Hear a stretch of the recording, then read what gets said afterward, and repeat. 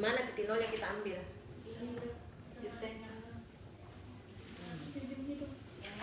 Ini titik nolnya, jadi jangan main sembarang sebut di sini dok, di sini dok.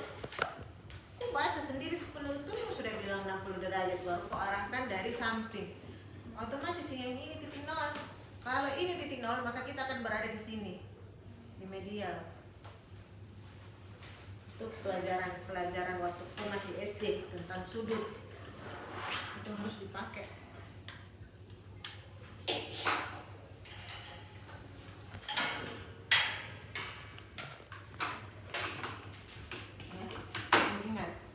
Kita dari lateral, ya, titik nolnya itu dari hidung, ya.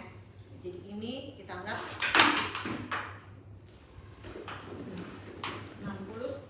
45 sampai 60 derajat, ya. Jadi kita dari samping kita lihat, ya.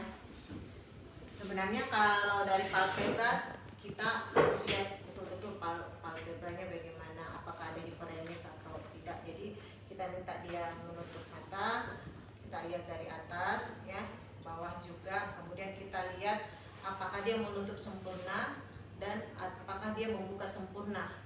Lihat sudut matanya, ya, lihat sudut matanya. Kemudian kita lihat lagi bulu mata. Bulu mata kita lihat itu tadi apakah ada sekret, apakah ada kita lihat arah pertumbuhan bulu matanya, dia masukkah, keluarkah, atau dia bercampur, ada yang masuk, ada yang keluar. Kenapa? Kalau ada yang kalau banyak yang masuk itu kan akan keseringan iritasi mata kita, ya. Makanya kita lihat atas, bawah, kiri, kanan, ya. Kalau pasien datang dengan keluhan mata kanan, maka kita akan selalu mulai dari mata kiri. Tapi kalau tidak ada keluhan sama sekali, maka kita selalu mulai dari kanan baru ke kiri, ya. Jadi kita center. Kalau sudah mulai masuk lapisan, kalau belum mata, terus konjungtiva bulbi kita minta ke bawah untuk superiornya kita minta pasien coba lihat ke bawah, Pak. Jadi kita angkat nih, ya, lihat, minta ke bawah, terus lihat ke atas untuk lihat yang di bawah, termasuk yang palpebra inferiornya. Kita minta lihat ke kanan dan ke kiri untuk lihat yang sampingnya, ya. Begitupun yang di sebelah kiri. Kemudian untuk konjungtiva tarsal ini kita harus lipat. Kelopak mata atas itu harus kita lipat ke atas, baru lihat bagaimana, apakah ada benda asing atau tidak, apakah ada perdarahan atau tidak, atau kemerahan karena pelebaran pembuluh darah atau tidak, ya.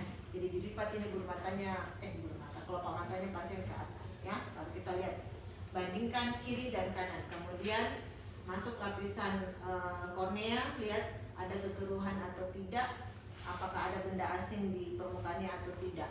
Kemudian masuk ke chamber anteriornya, kita lihat apakah keruh atau tidak, ya. Apakah sinar sinar memantul atau tidak, ya. Kemudian kita masuk ke iris, kita lihat iris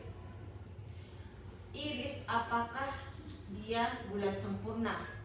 Kemudian apakah warnanya itu terwarnai sempurna, artinya sama semua 360 derajat ini sama semua warnanya, ya. Kemudian apakah ada tidaknya kita temukan sikatriks. Sikatriks itu akan tampak seperti bintik-bintik putih pada iris kita, ya. Kemudian kalau kita sinari seperti ini, dia harus kelihatan keseluruhan 360 derajat itu terang semua terlihat, tidak boleh ada yang gelap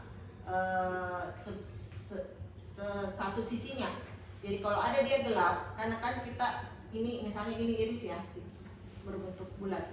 Kalau kita sinari, dia harus tersinari semuanya, Kalau dia begini, berarti sebelah saja tersinari, daerah sini saja tersinari, berarti ini dia lebih dalam, ada masalah pasti, dia tertekan ke belakang. Jadi dia harus dari samping, dia harus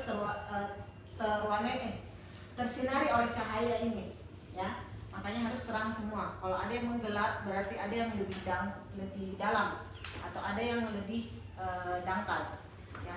Kemudian masuk ke lapisan apa lagi setelahnya iris?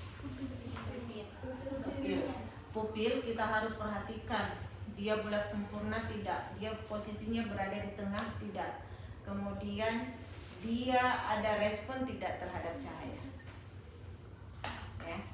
Setelah pupil apa? Apa yang kita lihat di lensa? Apa yang kita cari?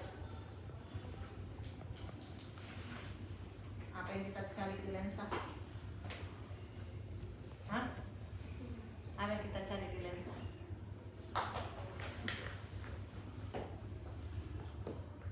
Yang kita butuhkan dia pantulan cahayanya hitam atau putih. Kalau dia hitam berarti itu normal. Kalau dia putih berarti ini katarak, ya. Karena dia keruh sehingga terpantul yang terlihat adalah warna putih. Gitu. Jadi kita bisa dari samping begini dan bisa dari depan. Kalau untuk lihat yang bisa.